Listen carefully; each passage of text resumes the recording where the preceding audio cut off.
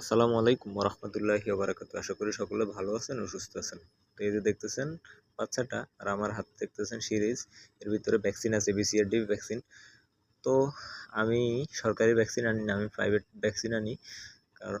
কারণ হলো সরকারি ভ্যাকসিন আনতে গেলে আসলে অনেক ঘোরাঘুরি করা লাগে, অনেক সময় পাই অনেক সময় পাই না, এই কারণে প্রাইভেট ভ্যাকসিন আনি। তো প্রাইভেট ভ্যাকসিন আনার পরে আপনি চাইলে ওটা বড় মুরগিকেও করতে পারেন, সমস্যা নেই। আমিও বড় মুরগিকে ভ্যাকসিন করে ফেলি। তো আমি মুরগির বাচ্চার 2 চোখেই ভ্যাকসিন দিই। আবার আপনি চাইলে 1 চোখেও দিতে পারেন, কোনো সমস্যা নেই। চাইলে 2 চোখেও দিতে পারেন, এতে কোনো সমস্যা নেই। তো আমি বড় মুরগিকেও বেশিরভাগ সময় চোখে দিই। আর কখনো কখনো আবার খাওয়াই দিই, কখনো কখনো আবার পুশ করি। তো এই বাচ্চাগুলোকেও ভ্যাকসিন করবো ইনশাল্লাহ। এই যে ওগুলা